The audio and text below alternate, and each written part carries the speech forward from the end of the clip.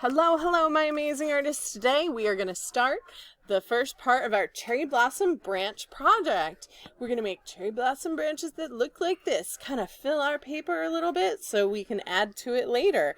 All right, the first thing that you need is a blue paper, which I'm going to give to you. And you're going to need something brown to draw with. It could be a crayon. It could be a marker. It could be a oil pastel. Whatever you like. We're going to start on the left side of our project, and we're going to make a branch that comes out almost to the edge of our paper. So all the way from the left, almost to the right. And we don't want to make lines that are super wavy, okay? We want to make lines that are gentle wavy, like branches are. Branches are not perfectly straight, but they're not as wavy as the ocean. If you want to start in pencil first, that is okay too. All right, but I'm going to start in crayon because I've had some practice with this, and okay, starting on that left edge, I'm going to bring this line out, and a little bit this way. On the end, I'm going to make it look like a giant letter Y.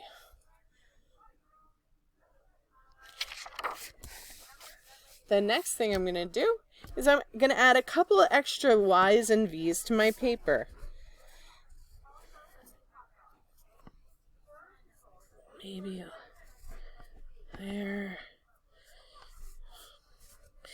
I want to spread out my branches, but I don't want to fill it up too much. There's a balance. Okay. Now that I've done this, I'm going to go ahead and do you remember that first line that we drew? Here's mine. That first line that we drew. Here's mine. I'm going to take my crayon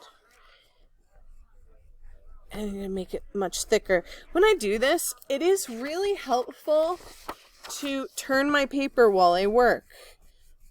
Now I can do this fast because I have really strong hands. And I've had a lot of practice. I want you to take your time doing this.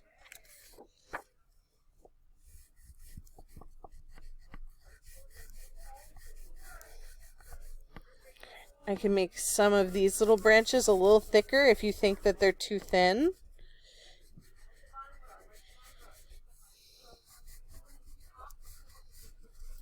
But I don't want to thicken up every single line.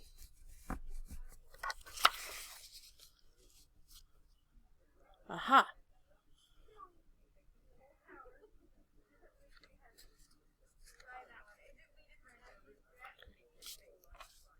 When you're finished, go to part 2 for this project, or video 2 for this project.